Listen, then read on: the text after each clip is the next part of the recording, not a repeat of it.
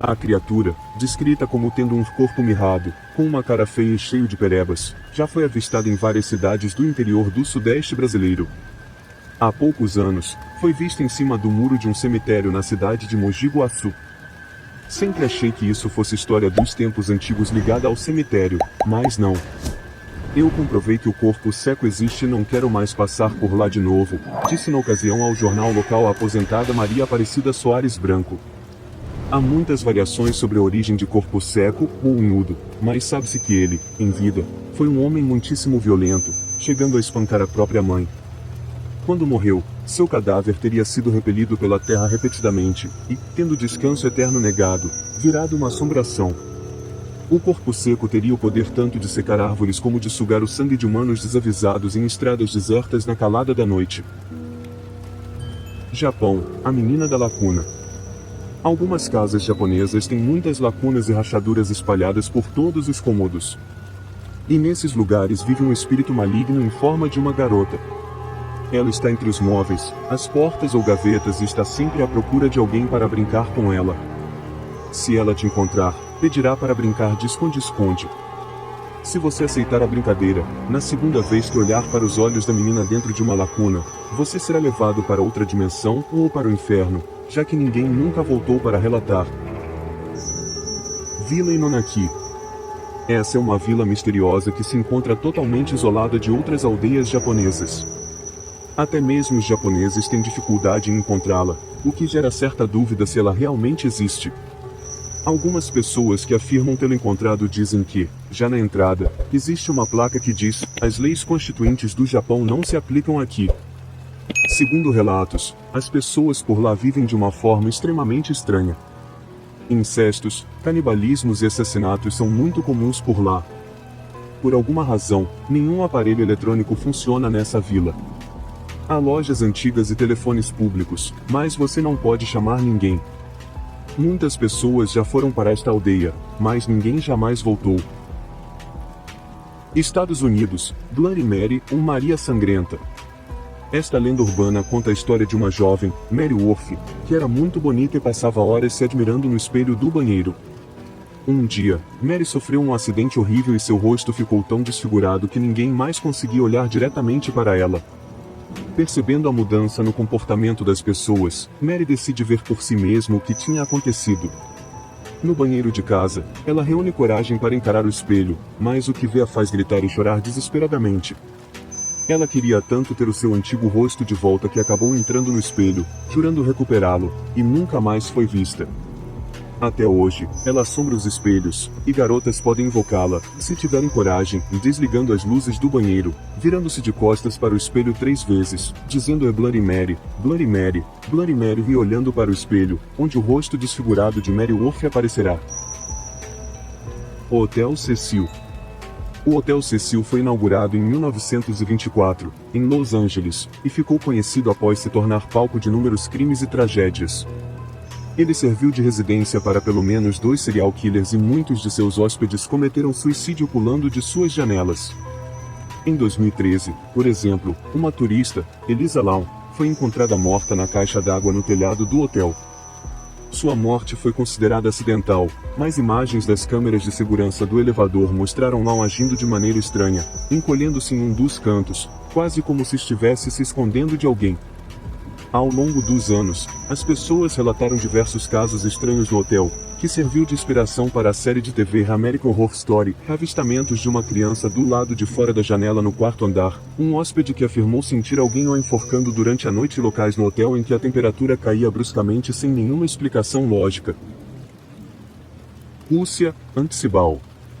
Há uma antiga lenda na parte oriental da Rússia, cruzando os montes Urais e na região da Sibéria, sobre um espírito que vive em pântanos chamado Antsibal, ou Ashibal. Ninguém que o avistou viveu para contar a história, por isso a descrição de sua aparência varia bastante. No entanto, sabe-se que ele é uma criatura alta, coberta por água pantanosa e com as pernas, os braços e outras partes do corpo cobertas e protegidas por plantas e troncos.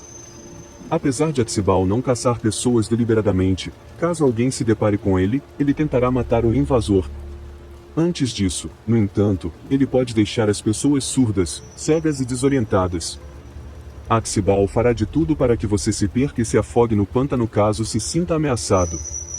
Dependendo da região, as pessoas também acreditam que Atsibal não possui olhos e que pode imitar o som de qualquer animal, como patos e pássaros, para atrair caçadores locais.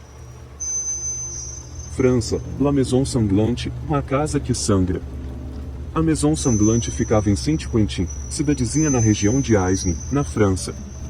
A história começa em 1986, quando um casal se muda para lá e, após um mês, começa a ouvir barulhos estranhos, como gemidos e sons de panelas batendo, vindos do chão. A princípio, os dois acharam que eram os vizinhos, mas as coisas começaram a ficar cada vez mais estranhas.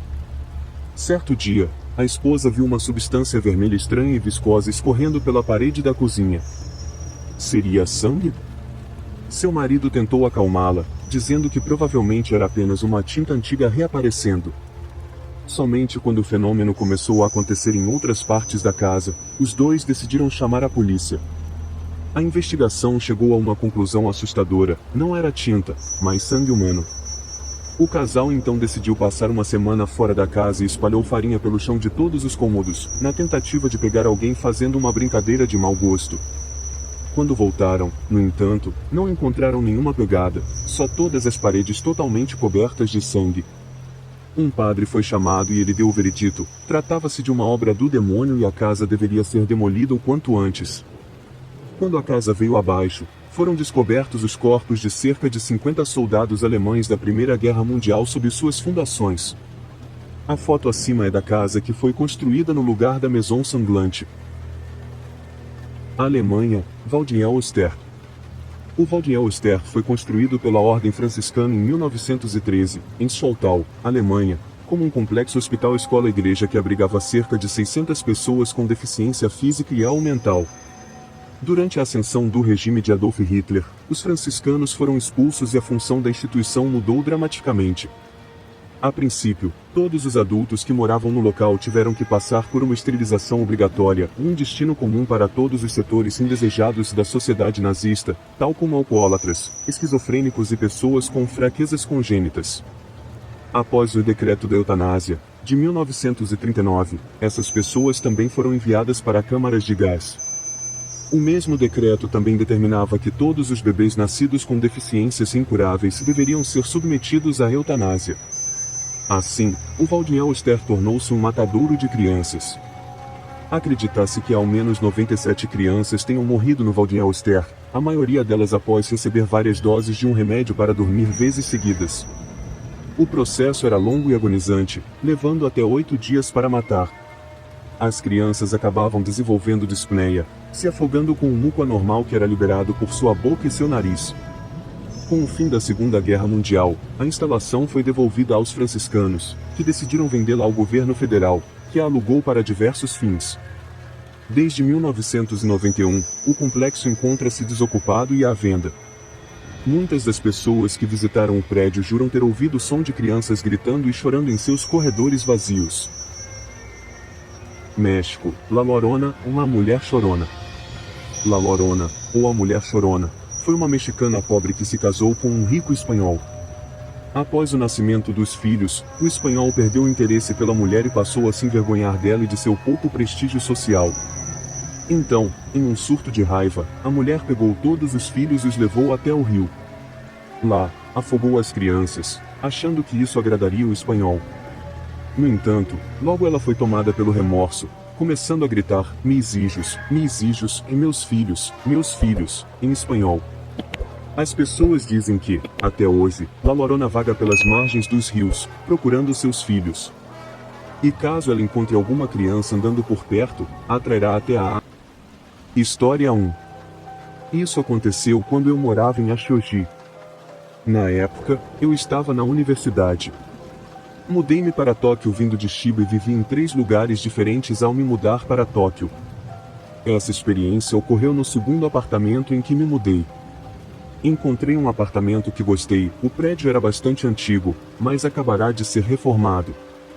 A estrutura e o layout do apartamento eram realmente únicos. Assim que o vi, manifestei meu interesse ao corretor imobiliário e aluguei. Eu tinha uma namorada, e ela se mudou comigo. Deixe-me explicar o layout desse apartamento. Era no segundo andar do prédio, e no canto, algo estranho e legal, pois tinha minha própria escada pessoal conectada ao meu apartamento. Também havia uma vaga de estacionamento logo abaixo dessa escada privativa, o que facilitava a vida. Se você abrisse a porta da frente, veria o banheiro à sua direita e a cozinha no final do corredor atrás dele. À direita, havia escadas, e à esquerda, a entrada da sala de estar. Subindo as escadas, você encontraria uma porta que levava ao sótão, e eu realmente gostava do sótão. Como eu disse, o plano de piso era bastante incomum, mas era legal. No entanto, pouco depois de me mudar, coisas estranhas começaram a acontecer. Minha namorada adorou o lugar tanto quanto eu. Um dia, estávamos na sala, bebendo, assistindo TV, e então ambos ouvimos o som da maçaneta da porta. Minha namorada entrou imediatamente em modo de pânico, super assustada. Eu tentei minimizar, dizendo algo como relaxa, provavelmente é só o vento. Eu estaria mentindo se dissesse que meu coração não estava batendo o mais rápido possível. Eu estava tentando ficar calmo e composto. Definitivamente parecia a maçaneta da porta. Segundos depois, o som veio novamente, e dessa vez ela começou a entrar em pânico de verdade, quase chorando. Que tipo de homem ou namorado eu seria se não fosse verificar? Então, disse a ela para esperar enquanto eu ia ver de onde vinha o barulho. Estava morrendo de medo. Saí da sala e encarei a porta da frente, e vi algo. Vi o que estava causando o barulho diante dos meus olhos. A maçaneta da porta estava se movendo para cima e para baixo, como se houvesse alguém do lado de fora tentando entrar. O pânico se instalou em mim agora, enquanto a maçaneta tremia e a porta se movia. Percebi que a porta não estava trancada, e ao pensar nisso, a porta voou aberta. Eu esperava ver algum maníaco com uma faca, mas não havia ninguém lá fora. Aquele medo específico desapareceu lentamente, e chamei minha namorada. Ah, não se preocupe, são apenas alguns lixos soprados pelo vento fazendo barulho lá fora. Eu menti para ela na tentativa de tranquilizá-la. Apesar de ninguém estar atrás daquela porta, eu ainda me sentia aterrorizado. As coisas que não podemos ver são as mais assustadoras, eu acho. As coisas que desafiam a lógica e a razão são verdadeiramente as mais assustadoras. Decidi tentar esquecer e seguir em frente, tentando afogar meus problemas com álcool. Não sou bom em beber, é assim que devo dizer. Eu fico bêbado facilmente e sempre acabo me sentindo mal. Mas aquele dia foi realmente estranho. Apesar de não ter bebido muito, comecei a quase hiperventilar. Minha respiração ficou rápida, e eu me senti turvo e entorpecido. Era como se estivesse olhando através de um filtro amarelo, tudo tinha uma tonalidade amarelada, e algo definitivamente estava errado. Senti como se fosse desmaiar ou morrer. Não estou sendo melodramático. As coisas escalaram muito rapidamente. Fiquei lá, em pânico silencioso e interno, até não suportar mais. Virei-me para minha namorada e, com dificuldade para respirar, pedi a ela que chamasse uma ambulância. Ela ligou, a ambulância chegou, e fui levado para o hospital. No hospital, fui informado de que tive uma crise de hiperventilação, provavelmente desencadeada por algum estressor. Disseram que meus sintomas já estavam diminuindo, e, como você sabe, eu estava apenas em casa, sentado e bebendo. Então, como diabos comecei a me estressar tão repentinamente? Eu já não me sentia estressado, então pedi para sair e chamamos um táxi para nos levar para casa. Eu estava bastante preocupado, e isso nunca tinha acontecido comigo antes, então liguei para minha mãe e pedi a opinião dela. Vou fazer um breve desvio para falar sobre minha mãe. Ela sempre acreditou que tinha o poder de sentir a presença de espíritos. Quer dizer, eu não acho que tenho essa habilidade. Sou meio bobo. Não esperava que ela dissesse o que disse. Ela afirmou que pareciam os primeiros sintomas de possessão, então eu precisava ter muito cuidado. Aquilo me deixou realmente assustado. A hiperventilação acabou sendo uma ocorrência regular. Aprendi a lidar um pouco melhor com cada episódio, mas decidi que não queria mais viver naquele apartamento. Algo estava terrivelmente errado lá. Tentei sair o mais rápido possível, e minha namorada concordou, pois queria sair também e podia ver que algo estava me afetando. Tentei ficar o máximo possível fora daquele apartamento. Assim que minhas aulas terminavam, eu procurava outras coisas para fazer do lado de fora para me manter ocupado. Ia jogar nos caça-níqueis de vez em quando. Nunca tive interesse nos caça-níqueis antes, e não jogo mais. Foi um tipo estranho de passatempo vivido depois disso. Eu ia buscar minha namorada em seu trabalho de escritório e depois íamos para casa. Cerca de um mês se passou desde o incidente da porta, e uma noite voltamos para o apartamento. Como eu disse antes, havia um local perto da escada onde eu sempre gostava de estacionar. No entanto, quando voltamos, havia um monte de pessoas no estacionamento. Notei que uma delas era um monge, e todos os outros estavam vestindo trajes de luto. Havia buquês de flores e incensos acesos. Era uma visão bastante estranha. Minha namorada e eu nos sentimos um pouco apreensivos. Estacionamos longe deles em um local diferente e fomos perguntar o que diabos estava acontecendo. O monge sorriu para mim e respondeu: "Ah, não se preocupe, as coisas estão indo bem agora. Por favor, não se preocupe." Eu não entendia. Pedi a ele para explicar exatamente o que ele queria dizer, e então uma mulher de uns 50 anos de idade deu um passo à frente. "Acho que posso explicar. Meu marido encerrou as coisas aqui, sinto muito." E minha boca ficou aberta. Aparentemente, o marido dela havia tirado a própria vida em nosso apartamento poucos dias antes de nos mudarmos. Fiquei atônito, mas perguntei por que eles estavam fazendo isso agora. O monge então disse que havia uma crença comum de que o espírito do marido não havia partido, mas agora, com a ajuda dos enlutados presentes e do ritual que ele realizou, ele acreditava que o espírito do homem estava em paz. Eu não estava certo de poder confiar se o espírito daquele homem estava realmente em paz. O que senti naquelas crises de hiperventilação era um medo incrivelmente profundo, o tipo de medo que eu não queria experimentar novamente. Apesar das garantias do monge, reclamei com o proprietário e me mudei. Fico feliz em dizer que os episódios de hiperventilação pararam instantaneamente, e minha namorada e eu vivemos uma vida muito mais confortável agora. História 2. Ouvi a história de um dos meus amigos escaladores de montanha. Ele é realmente apaixonado por escalada e já conquistou muitas montanhas ao longo do tempo. Eu faço parte do mesmo clube que ele. Ele me contou sobre um clube em que ele participou, onde teve que pagar em um estacionamento uma espécie de pedágio de tempo. Ele disse que o homem que recebeu o pagamento anotou seu endereço e informações para caso de emergência. Ele chegou às 8 da manhã, o que era bem mais tarde do que o habitual para ele. Estava escalando sozinho naquele dia e se preparando.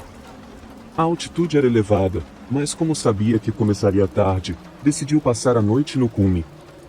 O homem que recebeu o pagamento disse que havia uma cabana sem vigilância lá em cima, que ele poderia usar. Ele gostou mais dessa ideia do que da sua barraca.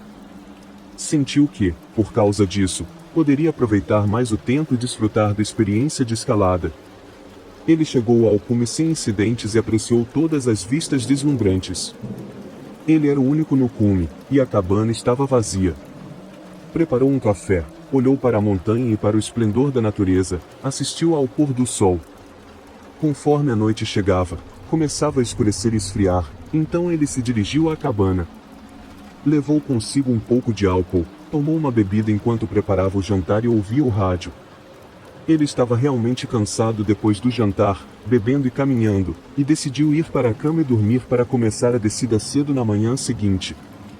Ele apagou a lanterna, e a cabana ficou na escuridão total. Ele disse que não teve problemas para adormecer devido ao cansaço. No meio da noite, acordou com um som estranho, como se a porta estivesse tremendo. Isso o assustou um pouco, porque quando ele verificou a previsão do tempo, não parecia que seria uma noite particularmente ventosa. Ele ouviu atentamente e logo percebeu que não era o som do vento, era algo diferente. Parecia o som de alguém tentando abrir a porta e o som de pessoas caminhando. Sabe quando você está no escuro e está procurando por algo, como a maçaneta da porta? Ele disse que soava exatamente assim. Uma olhada rápida no relógio indicava que já passava das 2 da manhã. Ele não achava que outro escalador estaria tentando a montanha naquela hora da noite, no escuro. Poderia realmente haver alguém lá fora tão tarde? Ele sabia que algumas montanhas são conectadas por cadeias, e você pode caminhar ou escalar de uma para outra, mas aquela montanha não era assim. Primeiro, era necessário pagar o pedágio no estacionamento, e segundo, não havia outra montanha na área. Era apenas uma montanha com uma rota de escalada. Com base no que ele sabia e em sua experiência, não deveria haver ninguém lá fora. Ele disse que era impossível, e isso o aterrorizou. Ele ficou deitado em seu saco de dormir tremendo, sem coragem de sair. Ele fingiu estar dormindo, mas manteve os olhos levemente abertos, esperando e esperando que o barulho do lado de fora da porta da cabana parasse ou fosse embora. Seus desejos não foram atendidos. Após alguns momentos, ouviu o som da porta ranger e o som era ensurdecedor. Ele disse que estava rezando profundamente em seu coração quando ouviu esse som. O suor começou a se formar em sua testa, e seu tremor não dava sinais de diminuir. Ele abriu os olhos um pouco mais, e disse que viu 4 figuras perto da porta aberta, iluminadas pela luz da lua sombria, um menino, uma menina, um homem e uma mulher. Eles estavam vestindo roupas esfarrapadas. Não carregavam lanternas ou lanternas com eles, e pareciam completamente acostumados à escuridão. Entraram na cabana. Meu amigo fechou os olhos e rezou para que fossem embora. Ele estava aterrorizado com essa família. Eles desafiavam toda a lógica na qual ele tinha fé. Não havia como eles estarem lá, mas lá estavam, e agora estavam na cabana com ele. Ele ouvia passos se movendo pelo chão de madeira, pareciam estar procurando por algo. Agonizantes segundos se arrastaram, e meu amigo ficou o mais imóvel possível para não alertá-los de sua presença. Então, tão rapidamente quanto chegaram, foram embora sem conversar e sem fechar a porta da cabana. Ele disse que assim que os viu partir, perdeu a consciência. Acho que ele pode ter desmaiado de medo, e assim que acordou, apressou-se em colocar todas as suas coisas na mochila e começou a descida. Não tenho certeza se ele verificou se algo estava faltando ou não, mas essa teria sido uma das primeiras coisas que eu teria feito. Ele se vestiu e se preparou rapidamente para a descida. Desceu a montanha o mais rápido que pôde, ainda aterrorizado com seus visitantes noturnos. Ele não queria vê-los durante o dia. Havia algo naquela família que realmente o aterrorizava. Quando chegou ao pé da montanha, falou com um homem na cabine de pedágio e contou sobre sua experiência.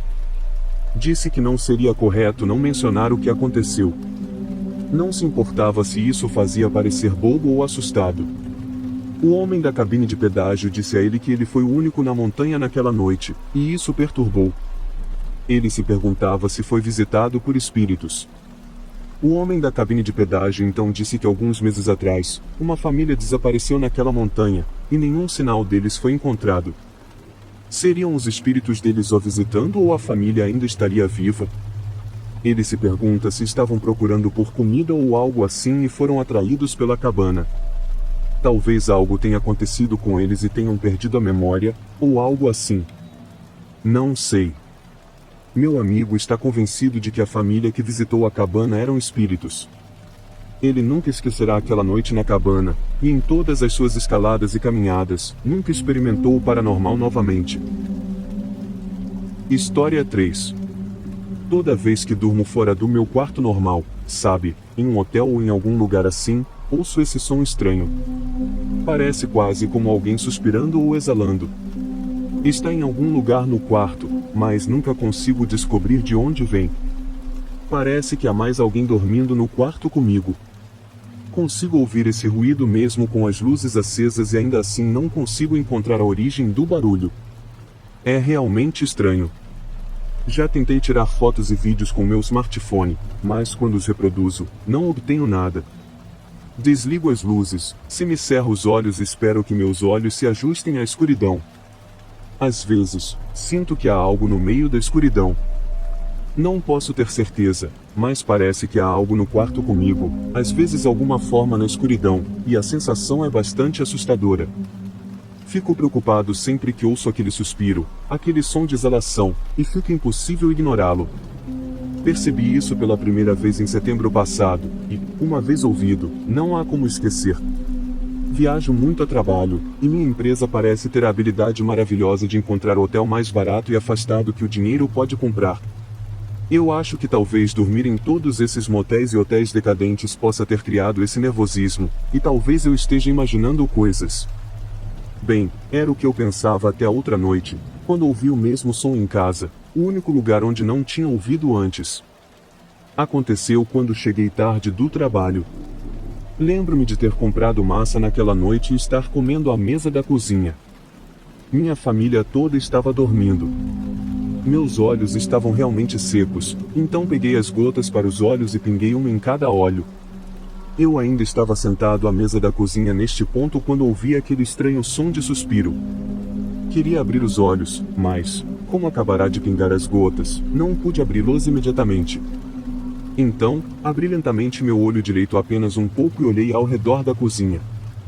Como sempre, não havia nada lá. Era novo, como eu disse. Eu só tinha ouvido quando estava longe de casa, mas naquela noite eu ouvi em casa. Agora, eu estava irritado. Queria respostas. Não estava em um hotel, estava em casa, então eu poderia investigar o quanto quisesse, e foi o que fiz. Olhei ao redor da cozinha, mas o som não vinha de lá. Talvez viesse do corredor, ou talvez perto da porta dos fundos. Não, eu não conseguia encontrar. Eu estava realmente esforçando meus ouvidos enquanto procurava, e sentia que o som estava definitivamente na cozinha. Saí da sala e entrei novamente para reiniciar ou ter ouvidos frescos, isso é até uma frase? Eu não sei. Assim que reentrei na cozinha, ouvi o som e parecia que vinha de algum lugar perto da geladeira. A ideia de que era apenas um barulho mecânico e eu tinha passado muitas noites em claro passou pela minha mente, até que ouvi o som misturado com um zumbido surdo da geladeira. Está aqui. Eu sei que está por aqui, pensei, ao me inclinar procurando. O som estava mais alto pela primeira vez, e parecia que eu estava realmente me aproximando. Com isso em mente, decidi acender as luzes para ver se fazia alguma diferença. Normalmente, preciso de algum tempo para permitir que meus olhos se ajustem à escuridão, e é quando sinto que consigo ver quase alguma coisa, mas naquela noite algo estava diferente. Meu olho esquerdo, eu conseguia ver muito claramente com ele no escuro. Acho que foi porque mantive meu olho esquerdo fechado enquanto procurava pela cozinha, e isso foi interessante. Minha visão parecia melhorar ainda mais com meu olho direito fechado também. Depois de alguns momentos, vi 2 pontos brancos surgindo da escuridão. Rapidamente percebi que eram os brancos dos olhos de alguém. Então, pude ver que as pupilas desses olhos eram escuras, quase pretas. Esses olhos na escuridão estavam olhando diretamente para mim. Gaspiei de choque. Nunca tinha visto nada assim antes. Continuei olhando, não conseguia parar, e, para minha surpresa, pude ver a figura de alguém, o dono daqueles olhos. Parecia que estavam amarrados, os membros estavam claramente presos, a boca não era muito visível. Eu percebi porque havia fita adesiva sobre a boca deles. O som que eu estava ouvindo era a inalação e exalação pelo nariz deles. Eu podia sentir que não havia pânico nessa pessoa, apenas uma aura de aceitação desesperançada. Eles não estavam lutando contra a situação deles. A atmosfera na escuridão da minha cozinha era de pura desolação e rendição. As exalações e inalações constantes continuaram, e eu só conseguia assistir horrorizado. Eu não conseguia me mexer. Depois de alguns momentos, não consigo dizer quantos, a figura da pessoa amarrada pareceu ficar borrada e depois desapareceu na escuridão. Até hoje, não tenho ideia de por que essa pessoa, ou talvez devesse dizer aparição, apareceu para mim. Não ouvi a respiração novamente em casa, e realmente gostaria de saber mais sobre aquela alma sofredora. Fico me perguntando se vou ouvir novamente na próxima semana, quando estarei em outra viagem a trabalho. Farei as mesmas coisas que fiz da última vez, na tentativa de ver a pessoa amarrada novamente. Usarei as gotas nos olhos e me acostumarei com a escuridão. Talvez eu os veja novamente. Não tenho certeza. Estou tanto animado quanto aterrorizado. História 4. Isso aconteceu antes de um feriado nacional não faz muito tempo. Eu não tinha aula no dia seguinte, e isso sempre é motivo de celebração, mas eu estava acordado até tarde para a minha idade, eram cerca de 10 horas e 30 minutos. Eu estava no ensino médio naquela época e vou explicar rapidamente a dinâmica da minha família, porque fará sentido depois. Meu pai faleceu quando eu era mais jovem, minha mãe trabalha o tempo todo, e eu moro com meus avós. Naquela noite, meu avô estava fora, e minha avó estava em algum lugar lá embaixo. Eu estava estudando para as provas, coisas de alta pressão que eu deveria me importar muito, por algum motivo. Na verdade, naquela época, eu estava mais interessado na minha música, e costumava ouvir minhas músicas pelo PSP. Eu estava dando uma pausa nos estudos, você sabe, apenas descansando meus olhos. Então, coloquei meu PSP de lado, recostei-me na cadeira e fechei os olhos por um segundo. Abri os olhos e olhei para a porta do meu quarto. Percebi algo que me deixou tonto. Vi algo estranho, era como a figura de uma pessoa que não era um membro da família. Era apenas essa forma sombria espiando ao redor da porta do quarto em frente ao corredor. Do outro lado do corredor havia um quarto vazio, e não havia motivo lógico para aquela sombra ser projetada naquele quarto. Primeiro, pensei que minha mãe ou avó tinha deixado a janela aberta para arejar a casa, e eu estava vendo uma cortina com aparência muito humana, talvez presa na sacada ou algo assim. Parecia altamente improvável, especialmente pela maneira como parecia estar espiando em volta da porta para me observar. Não era um truque de luz. Eu observei aquela sombra emergir do quarto vazio e entrar no corredor. Parecia estar fixada em mim, e mesmo na escuridão, eu podia dizer pelos movimentos que estava virada para mim. Ela se aproximou da porta no corredor, com as costas apoiadas na parede, e depois a vi recuar lentamente em direção à escada. Antes que eu pudesse vê-la descer as escadas, ela desapareceu. E aqui está a coisa estranha, parecia ter a mesma altura que eu, e pela silhueta, parecia ter o mesmo cabelo e roupas que eu tinha. É realmente difícil de explicar agora, como eu disse, era apenas minha avó e eu naquela casa na época. Ela não subia muito as escadas por causa do problema nos quadris, mas se fosse ela, eu reconheceria a silhueta, e certamente ela teria acendido uma luz ou algo assim. Fiquei lá na minha cadeira tremendo, tentando entender o que eu acabará de testemunhar. O que isso significa? Algo que se parecia comigo estava me observando do outro quarto, e por quê? Qual era o propósito? Seria alguma espécie de espírito ou pessoa sombria? Será que ela foi embora porque eu a vi? O que teria acontecido se eu não tivesse percebido sua presença? Eu estava horrorizado enquanto minha mente procurava respostas lógicas e não encontrava nenhuma. Foi tão aterrorizante. Comecei a entrar em pânico um pouco, e então pensei, e se isso voltar? Eu não queria descer as escadas, pois foi lá que vi aquela coisa pela última vez. Até hoje, não tenho ideia do que diabos foi aquilo, e eu continuei morando naquela casa até me mudar, temendo ver aquela figura sombria novamente. Felizmente, isso nunca aconteceu. Eu me perguntei se poderia ter sido um invasor doméstico, talvez. Eu era jovem, talvez eu não soubesse, mas eu não acho que fosse isso. Acho que teria visto algumas características daquele invasor, ou algo assim. Nunca contei a ninguém da minha família sobre o que aconteceu naquela noite, porque estava preocupado que eles apenas rissem de mim e me chamassem de fraco. Eu não queria que minha mãe se preocupasse comigo enquanto estava fora trabalhando tantas horas, e eu me pergunto se eles teriam acreditado em mim às vezes. História 5. Isso aconteceu cerca de 5 anos atrás, enquanto eu morava com meus pais. Lembro-me de que estava doente quando isso aconteceu, acho que estava resfriado ou com febre ou algo assim. Eu estava deitado na cama de manhã, me sentindo mal. Eram cerca de 8 horas da manhã quando ouvi minha mãe me chamar, dizendo que estava indo trabalhar agora e que, se eu piorasse, deveria ligar para ela. Na época, tínhamos um gato, e era só eu e o gato em casa. O gato ficava entrando e saindo do meu quarto, o que era realmente irritante.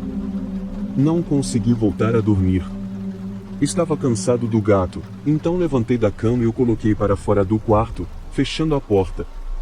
A casa dos meus pais é muito antiga, se você não trancar a porta, o gato sabe que pode empurrá-la para voltar ao meu quarto, então eu a tranquei. Era uma trava simples de parafuso. Voltei para a cama, mas não consegui dormir, pois meu corpo estava muito pesado e frio. Minha visão também estava tremendo. Não tenho certeza se isso faz sentido, mas não consigo pensar em uma descrição melhor. Eu me sentia muito estranho. Queria ligar para minha mãe para dizer que estava piorando, mas estranhamente não conseguia sinal no telefone. Comecei a ficar mais ansioso, e essa ansiedade aumentou quando ouvi meu gato miando do lado de fora da porta do meu quarto. Era um miado baixo, como um ramá, sabia? Havia algo estranho naquele miado, porém. Ficou na minha mente por alguns minutos, e então percebi o que estava errado. O miado parecia vir de um lugar alto, não de baixo. Parecia que o gato estava na altura da cabeça, em vez da altura dos pés, e isso me assustou muito. Eu não sabia como isso seria possível. Não havia como o gato estar em algum lugar tão alto, não tínhamos móveis perto da porta. Fiquei em silêncio e não fui perto da porta. Depois de um tempo, ouvi a voz da minha mãe: "Você está bem? Voltei do trabalho porque estava preocupada com você." Era a voz da minha mãe, tenho certeza, mas havia algo errado o suficiente na voz para me fazer desconfiar. Havia algumas diferenças sutis, como o tom e escolha de palavras, algo ligeiramente diferente do usual. Outra coisa que não fazia sentido era o fato de ela ter saído para trabalhar apenas há cerca de 2 horas, então por que ela voltaria se quisesse me verificar? Eu só estava com gripe ou algo assim, não era uma situação de vida ou morte. Eu não gostei disso. Eu sabia que algo estava errado, como o gato parecendo estar à altura da cabeça e a voz da minha mãe soando muito parecida, mas diferente o suficiente para me deixar assustado. Estava tão frio que meus dentes batiam. Eu olhava para a porta, e meu corpo estava tão pesado que não conseguia me mexer. Eu estava lá, frio e assustado, sabendo que algo estava prestes a acontecer antes de acontecer. A maçaneta da porta começou a girar violentamente. A fechadura era tão antiga que não levaria muito para arrombar aquela porta, e meus dentes continuavam batendo. Até conseguia ver minha respiração se condensando na frente de mim. Meu corpo ficou rígido, e depois de alguns momentos, meus dentes pararam de bater, e fiquei em silêncio. Então, senti que a presença que estava do outro lado da porta havia saído. Seja lá o que fosse, tinha ido embora. Pude me mover novamente, então peguei meu smartphone e liguei para minha mãe, e o sinal estava de volta. Eu estava realmente assustado e possivelmente chorando enquanto perguntava a ela: "Mãe, você acabou de chegar em casa agora?" Ela disse: "Do que você está falando?" "Ainda estou no trabalho." "Você está bem?" Eu disse que estava apenas me sentindo pior e que tive um pesadelo. Fiquei no meu quarto até ela voltar durante o intervalo para o almoço, e estava completamente aterrorizado. Infelizmente, quando minha mãe chegou em casa, descobriu que nosso gato estava morto, deitado aos pés da minha porta. Não havia ferimentos visíveis no gato, e o pobre bichinho não estava doente ou velho. Ele estava correndo felicemente apenas algumas horas atrás e agora estava deitado morto ao meu lado. Eu me pergunto se ele foi levado por aquela coisa que estava tentando entrar no meu quarto. Eu me pergunto o que poderia ter acontecido comigo se eu achasse que realmente era minha mãe do outro lado da porta. E acho que meu gato pode ter salvo minha vida. Tenho procurado uma explicação para o que aconteceu comigo por anos, e gostaria de compartilhar algumas das minhas descobertas com você. Parece que os animais de estimação não são as únicas vítimas do que quer que tenha visitado minha casa naquele dia. Demônios visam os jovens, os idosos ou os doentes, miram nos mais fracos da casa, tornando as pessoas propensas a ficarem bodes expiatórios no passado. Há sugestões de que, em algum nível, as pessoas percebem subconscientemente que não possuem nada para afastar espíritos do mal e infortúnios, e é por isso que acabam querendo um animal de estimação. Se um animal de estimação morre prematuramente, pode significar que há algo demoníaco rondando. Acho que essa é a razão pela qual as bruxas tinham gatos pretos. Não sei, Essas são apenas teorias minhas baseadas na minha aterrorizante experiência. História 6. Isso ocorreu no final de janeiro. Trabalho como guarda florestal de montanha, e depois de concluir a varredura da montanha, estava a caminho de descer para fechar o portão principal. Um forte vento norte soprou a neve pulverulenta abaixo, à esquerda do vale. Parecia uma mini tempestade de neve, era interessante, então parei e observei do meu ponto de vista. Percebi algo perto daquela tempestade de neve, a figura de uma pessoa. Ela estava lá, observando a tempestade de neve também. Como estava ficando tarde e frio, desci para falar com ela. Aproximei-me da figura, e enquanto o fazia, ouvi que quem estava lá estava falando. Parecia que alguém estava tendo uma conversa. A voz da pessoa era audível apenas durante as pausas do vento uivante incessante. A figura estava falando com alguém, tenho certeza disso, mas o problema era que eu não conseguia ver com quem estava falando.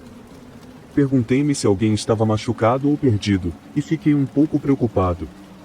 À medida que me aproximava, percebi que reconhecia aquela pessoa, a neve e a falta de luz haviam obscurecido minha visão. Eu conhecia aquele cara, ele morava na minha rua. Costumávamos ser bons amigos na escola. Chamei-o, ei, o que diabos você está fazendo aqui? Eu estava rindo quando disse isso. Quando o chamei, ele lentamente se virou para me encarar. Tinha uma expressão séria e sóbria, como de costume. O que você está falando? Ele me respondeu. Parecia que você estava falando com alguém agora mesmo. Não vejo ninguém aqui. Com quem você está falando? Oh, eu estava apenas falando com o Shoda. Fiquei ali atônito por um momento. Não esperava que ele dissesse isso. Shoda era seu filho e, infelizmente, seu menino faleceu de câncer infantil aos 7 anos, na iminência da primavera. A perda do filho não havia causado um impacto visível nele. Na verdade, foi a primeira vez que ele mencionou o nome do filho desde o funeral. Ele não parecia ter mudado muito após a morte do filho, exceto que ficou muito quieto, a ponto de não dizer uma palavra se estivéssemos em algum evento ou festa. Ele apenas se sentava em algum lugar, afastado, com um olhar solene no rosto. Isso não era muito diferente de como ele era antes da morte do filho. Eu nunca o vi lamentar, nem mesmo no funeral. Ele ficava em silêncio, observando enquanto sua pobre esposa chorava. Ele olhou para nós e pareceu encarar os presentes como se fôssemos seus inimigos. Vendo assim, eu imaginei que ele estava lutando internamente com suas emoções, ou pelo menos não queria mostrar a todos como estava se sentindo. Poderia ser orgulho ou vergonha, estou apenas especulando. Quem sou eu para dizer como ele estava se sentindo? Parecia para mim que ele estava suprimindo tudo, enterrando sua dor. Foi 9 meses após o funeral que o vi em minha região montanhosa, falando com o vento cortante. Eu estava apenas dando um passeio, gosto muito daqui. Ouvi uma voz e parecia que alguém me chamava. Virei para ver quem era e então vi Shota parado ali. Ouvi o homem. Não sabia o que mais poderia fazer. O vento diminuiu, e toda a cordilheira ficou estranhamente silenciosa. Parecia que o tempo havia parado, como se as montanhas quisessem ouvir sua história também. Shota, ele disse para mim, não seja mal com a mamãe. Eu sabia que ele podia ser mal. Minha esposa ouviu repreendendo o filho antes de ele falecer. Aparentemente, ele costumava dizer ao menino, não chore, nada é resolvido chorando. Isso deve lhe dar uma ideia de quem ele é. Todo mundo sabe de tudo em cidades pequenas, e as palavras se espalham rápido. Eu sei que posso ser uma pessoa horrível às vezes. Não é minha intenção, acho que não consigo evitar. Às vezes, parecia que ele estava realmente elogiando o conselho que o filho lhe deu de além do túmulo. Eu olhei para longe depois de volta, e Shota havia desaparecido. Ele inclinou a cabeça para trás e olhou para o céu.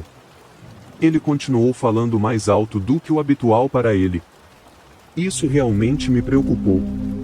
Sabe, ser suplicado e pregado pelo meu filho depois de tanto tempo sem vê-lo. Eu me sinto com raiva, sinto pena, sinto muitas coisas agora. Não sei o que sentir. Ele meio que se perdeu, mas continuou a olhar para o céu. Luto, que coisa terrível é, me conhece, raramente choro, mas olhe para mim agora. Eu me pergunto quando essas lágrimas vão parar de fluir. Lágrimas escorriam pelo seu rosto, e eu assisti enquanto elas caíam silenciosamente pela neve, logo ao lado do local onde vi as lágrimas. Vi duas impressões na neve em pó, um conjunto de pegadas que indiscutivelmente só poderiam pertencer a uma criança. Logo, uma rajada afiada sinalizou o retorno do vento, que começou a soprar novamente, e as pegadas foram enterradas sob a neve fresca soprada. Elas foram embora, fisicamente, mas acredito que ele nunca as esquecerá. Elas devem ter sido gravadas em suas memórias. Descemos ambos a montanha conforme o sol diminuía, e quando chegamos ao sopé, vi-o sob a luz fluorescente dos postes de rua. Vi aquela expressão solene de pedra começar a se dissipar. Não vi essa expressão novamente depois disso, e sempre penso nessa experiência quando a primeira neve do inverno começa a se dissipar, e o gelo começa a derreter, assim como o gelo em seu coração. História 7. Esta é uma história realmente incomum que alguém me contou na faculdade durante uma festa. Eu a achei bastante intrigante e gostaria de compartilhá-la com você. Os pais desse rapaz se divorciaram quando ele era apenas um bebê, e ele foi criado exclusivamente por sua mãe. Infelizmente, a mãe dele não podia pagar por uma creche, então ele passava muito tempo em casa sozinho. Essa é uma situação difícil, mas fica ainda mais peculiar. Um dia, a mãe dele chegou mais cedo do trabalho e o pegou conversando com alguém. Ela correu até o filho, esperando protegê-lo de um possível intruso, mas o que viu foi ele falando em voz alta para um apartamento vazio. Ele estava sorrindo, rindo e conversando com algo invisível. À medida que esse menino crescia e se tornava um jovem adulto que compartilhava a história comigo, ele admitiu que não se lembrava muito bem daqueles tempos, mas recordava que havia, em suas palavras, algo como uma sombra negra no apartamento vazio com ele. Ele mencionou que a sombra negra sempre o cercava. Pode parecer assustador, mas ele me assegurou que não era uma experiência assustadora para ele. A sombra era como um pai adicional. Quando ele estava sozinho, ouvia palavras gentis dela e até mencionou que a sombra brincava com ele, apesar de seu pai não estar na imagem na época. Parecia que ele considerava a sombra negra como uma figura paterna, e seu coração infantil estava feliz com a companhia. Ele compartilhou que sua mãe começou a observá-lo mais de perto após essa revelação, talvez com um coração pesado refletindo sobre sua negligência anterior. Eventualmente, ele mencionou que a sombra negra desapareceu, e com um sorriso, disse que não desapareceu por muito tempo. Ele ainda a vê de vez em quando, especialmente durante eventos importantes da vida. Mesmo que ele não a veja todos os dias, sente sua presença. Na infância, ele nunca tinha medo de áreas sombrias, como embaixo da cama ou armários abertos à noite. Ele as acolhia, e até hoje continua procurando pela sombra, e às vezes a vê. Embora ele tenha compartilhado essa história com um sorriso no rosto, não pude deixar de sentir que o sorriso estava tingido com um toque de solidão. É algo para se pensar, talvez nem todas as figuras sombrias sejam malévolas. História 8. Eu moro em um apartamento que foi construído em 1989, agora deixe-me explicar o layout do apartamento porque é importante. É um lugar bastante padrão, mas tem um loft. Não é muito grande, para ser honesto, é um pouco apertado lá. Eu não gosto muito do meu loft, acho meio assustador. Existe uma certa sensação de vulnerabilidade em ter um loft. Não consigo explicar completamente, mas até o final desta história, você entenderá por que eles me assustam. Tudo começou com um sentimento em uma noite depois do trabalho, e eu não tenho conseguido me livrar desse sentimento desde então. Assim que entro pela porta, a primeira coisa que vejo é o meu loft. Sinto que, às vezes, algo está me observando de lá de cima. No início, pensei que era minha mente cansada imaginando coisas. Já estive cansado antes, sabe, mas isso parecia diferente. Sem eu saber, uma animosidade nasceu naquele dia. Agora, deixe-me te dar um ponto de vista quando você está na cama no loft. Se você naturalmente olhar para fora ou para baixo, verá a entrada que leva à cozinha. Naturalmente, quando eu durmo, durmo de lado e, portanto, encaro a entrada para a cozinha. Às vezes, antes de dormir, sinto fortemente que alguém está me olhando, me encarando lá embaixo na entrada. Em momentos assim, tento ler ou adormecer o mais rápido possível. Desligo as luzes para não me distrair e uso uma pequena luz noturna perto do meu travesseiro para ler meu livro. No entanto, uma noite, uma sensação mais profunda de desconforto se apoderou de mim. Senti como se algo estivesse errado. Ouvi um barulho vindo de baixo, e as luzes estavam apagadas lá embaixo. Ouvi atentamente, e parecia que alguém estava exalando.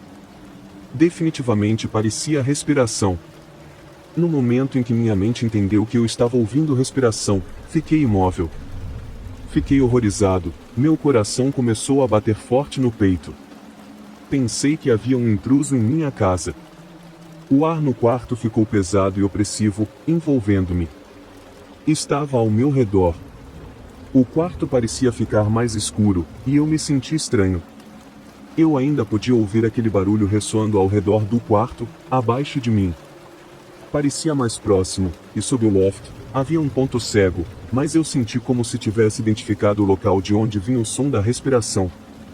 Alguém estava lá embaixo, com as costas contra a parede. Consegui me convencer disso quando imaginei. Arrepiei-me, encolhi os ombros até o queixo e segurei forte minhas cobertas. Era como um impasse, eu não conseguia fazer nada, e a sensação de que havia alguém lá embaixo não desaparecia. Depois de um momento, o som da respiração parou subitamente. Pensei que tudo tinha acabado, que eu tinha imaginado tudo, e um alívio me inundou. Então, naquele momento, ouvi um som familiar, um som que eu tinha ouvido muitas vezes antes. Era o som imediatamente reconhecível de alguém subindo a escada que leva ao loft. Parecia exatamente como se alguém estivesse subindo a escada em minha direção. Eu estava congelado de medo, novamente incapaz de me mexer. Minha mente estava confusa de medo e preocupação enquanto ouvia o som de alguém subindo. A clareza veio rapidamente, embora eu suponha que isso seja o que chamam de lutar ou fugir.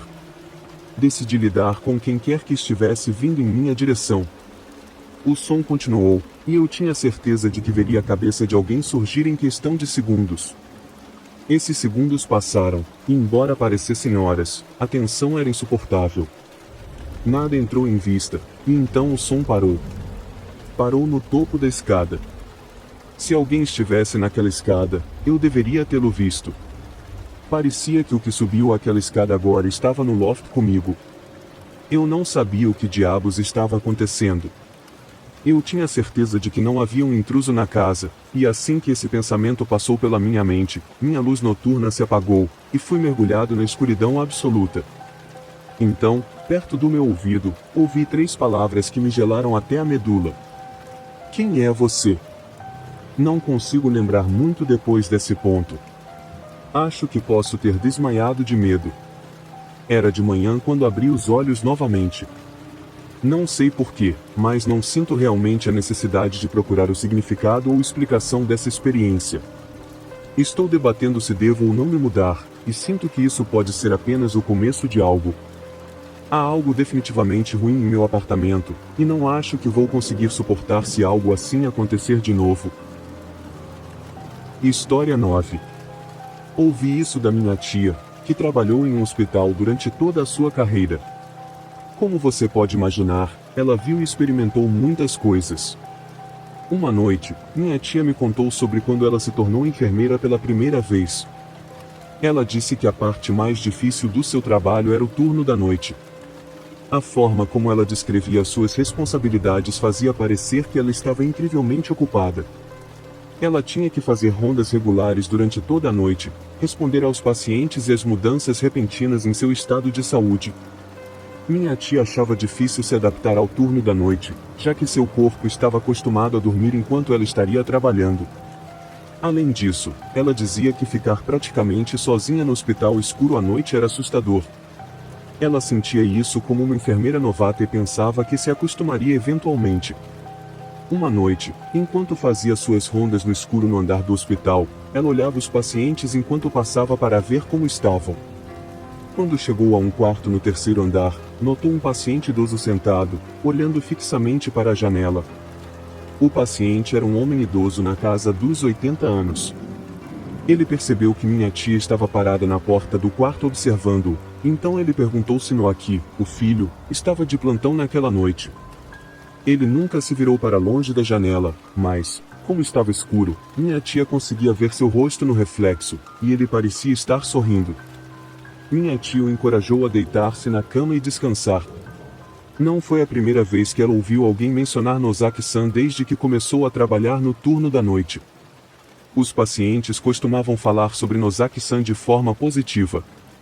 Um paciente até disse que Nozaki-san era muito melhor do que ela em seu trabalho. Minha tia não era do tipo que desenvolvia ciúmes profissionais, sendo ela honesta e paciente. No entanto, devido às constantes referências dos pacientes a esse outro médico ou enfermeira, ela decidiu fazer um esforço para conhecê-los. Ela procurou nos registros, mas não conseguiu encontrar Nozaki-san em lugar algum nos registros de entrada que os médicos e enfermeiros deveriam assinar ao iniciar seus turnos. Até onde ela sabia, não havia ninguém trabalhando em seu andar com esse nome. Mas, como ainda era relativamente nova em seu cargo, ela supôs que deveria haver alguns médicos e enfermeiros seniores trabalhando no andar que ela ainda não conheceu, então não pensou muito sobre isso. Depois de garantir que o idoso estava de volta deitado em sua cama, ela voltou à estação das enfermeiras. Uma enfermeira sênior estava lá, e ela e minha tia começaram uma conversa casual. Minha tia aproveitou a oportunidade para mencionar Nozaki-san. A enfermeira sênior congelou por alguns segundos. Ela disse que poderia se ouvir um alfinete cair naquele andar e, em seguida, se virou para minha tia com uma expressão muito preocupada. Bem, é interessante que você mencione Nozaki-san. Ela costumava trabalhar aqui até cerca de 1 ano atrás. Ela tirou a própria vida. Essa espécie de coisa vem acontecendo de vez em quando, por algum motivo. Minha tia ficou chocada com isso. Ela disse que ficou arrepiada até o âmago. Mas então ela esperava que fosse algum tipo de engano, talvez a enfermeira tivesse ouvido errado ou algo assim. Então, minha tia mencionou a conversa que teve com o idoso. A enfermeira disse que isso acontece muito ultimamente. Minha tia ficou surpresa com essa resposta desdenhosa e seca. A enfermeira aparentemente tinha uma expressão imperturbável ao dizer isso. Minha tia nunca esqueceu essa troca, e desde aquela noite, ela continuou ouvindo o nome Nozaki-san no andar, especialmente nos seus turnos da noite. Não era apenas o idoso, mas também pacientes jovens e até crianças. Sempre que ouvia aquele nome, ela se sentia inquieta. Esses pacientes estavam falando de alguém que não estava mais lá, como se ainda estivesse trabalhando no hospital. Não parecia certo, era como se eles ainda pudessem ver Nozaki-san, como se ela nunca tivesse saído. Minha tia pensou em desistir do emprego porque ficou muito perturbada com o que estava acontecendo. No entanto, em vez de desistir, ela se adaptou ao seu papel e à vida no andar. Logo, aquele sentimento inquietante e o medo que ela sentia começaram a desaparecer. Ela ainda ouvia o nome Nozaki-san no andar, mas não ficava mais perturbada como antes. Ela apenas pensava consigo mesma, lá vamos nós de novo. Ela começou a ver isso de maneira diferente também. Como Nozaki-san era uma enfermeira sênior que costumava trabalhar nos andares, talvez seu espírito ainda estivesse presente para cuidar de seus pacientes. Talvez não precisasse ser algo sinistro. Enquanto ouvia a história que minha tia me contava, pensei, essa é uma história legal.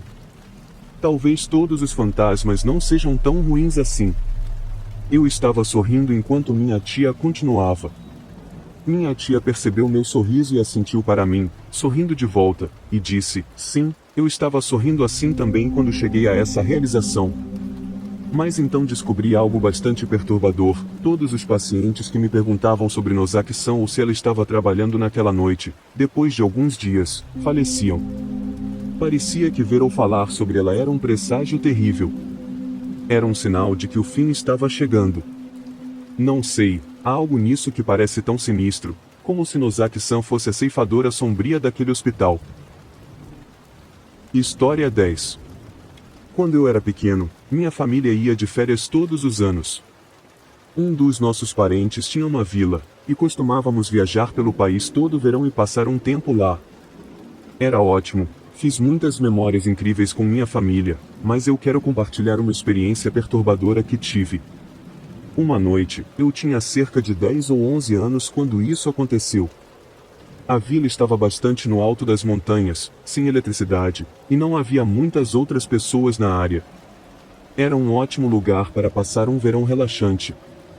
No quarto dia de nossa estadia anual, meus pais decidiram ir para o karaokê.